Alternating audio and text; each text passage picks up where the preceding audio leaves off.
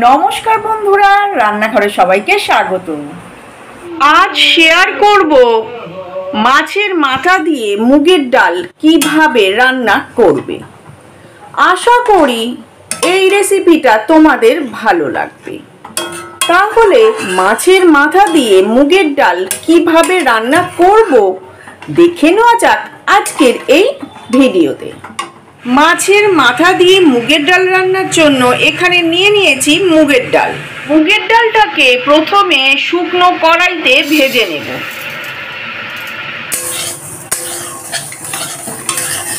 মুগের ডালটাকে ভেজে নেব যতক্ষণ না ভাজা ভাজা গন্ধ ছাড়ছে, আর গ্যাসটাকে লো ফ্লেমে রেখেই মুগের ডালটাকে ভাজবো।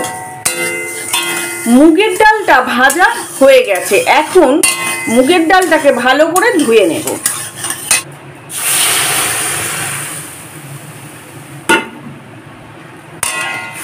মুগের ডালটাকে ধুয়ে নেব, তারপর সিদ্ধ করতে দেব। মুগের ডালটা ভালো করে ধুয়ে নিয়েছি, এখন সিদ্ধ করে নেব।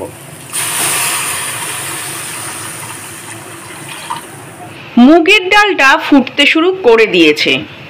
আর নিয়েছি মাছের মাথা। মাথাটাকে 4 টুকরো করে নেওয়া হয়েছে। মাছের মাথাটাকে প্রথমে ভালো করে ধুয়ে নিয়েছি। এখন নুন হলুদ মাখিয়ে নেব। নুন হলুদ দিয়ে দিয়েছি। মাছের মাথাতে নুন হলুদ মাখানো হয়ে গেছে। মাছের মাথা দিয়ে মুগের ডাল রান্নার জন্য নিয়েছি আদা আর রসুন। এখন এগুলোকে কুচি কুচি করে নিয়ে পেস্ট করে নেব। মুগের ডালটা সিদ্ধ হয়ে গেছে। মনে করলে এটা কুকারেও সিদ্ধ করতে পারতাম, 2টো সিটি দিলেই সিদ্ধ হয়ে যেত। কড়াইতে করেছি, তাহলে ডালটার টেস্টটা খুব ভালো খেতে হবে। সিদ্ধ করা ডালটাকে একটি পাত্রে ঢেলে নিলাম। কড়াইতে সর্ষের তেল দিয়ে দিয়েছি। তেলটা গরম হয়ে গেছে। মাছের মাথার টুকরোগুলোকে ভেজে নেব।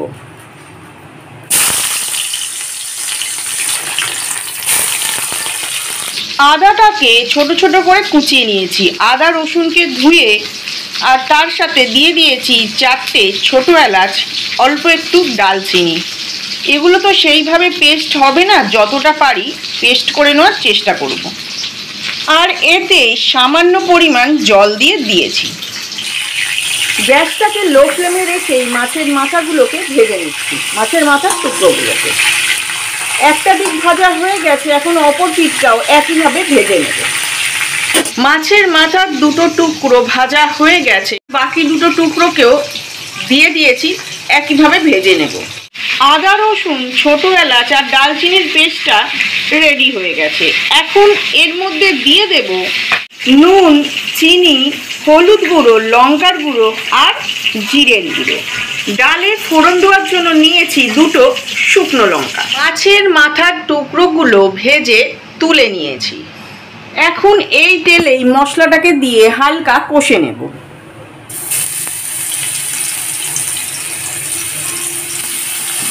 দিয়ে দিলাম আদা রসুন, ছোট এলাচ আর দালচিনির পেস্টটা। যেহেতু মশলাটা অল্প পরিমাণ ছিল, তাই পেস্টটা সম্পূর্ণভাবে হয়নি। গ্যাসটাকে লো ফ্লেমে রেখেই মশলাটাকে কষে নেব। শুকনো লঙ্কাটা আগে যে ফোড়নে দেব সেটা দিতে ভুলে গিয়েছিলাম, তাই পরে দিয়ে দেব। দিয়ে গ্যাসটাকে হাই ফ্লেমে করে দেব।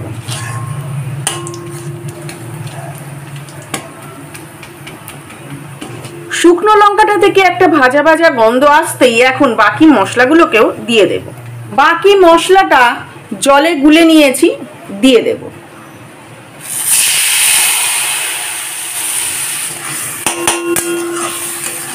মশলাটাকে বেশ খানিকক্ষণ কষে নিয়েছি। এখন মাছের মাথার টুকরোগুলোকে দিয়ে দেব।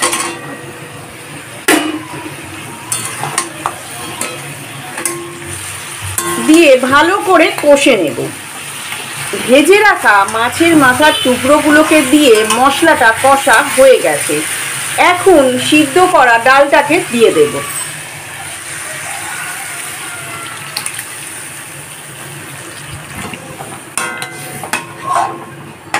5 থেকে 10 মিনিটের মতো গ্যাসটাকে লো ফ্লেমে করে রেখে ভালো করে ফুটিয়ে নেব।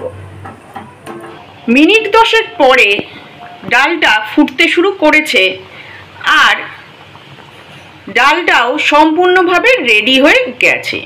এই রকম মাছের মাথা দিয়ে মুগের ডাল যদি থাকে সাথে এক থালা ভাত উঠে যাবে খুবই সহজে। এই রকম মাছের মাথা দিয়ে মুগের ডাল গরম ভাতে খুবই সুস্বাদু লাগে। তাহলে আজকের মতো এই পর্যন্ত আসি বন্ধুরা। আশা করি এই রেসিপিটা তোমাদের ভালো লাগলো। আবার আসবো নতুন কোনো রান্নার রেসিপি নিয়ে।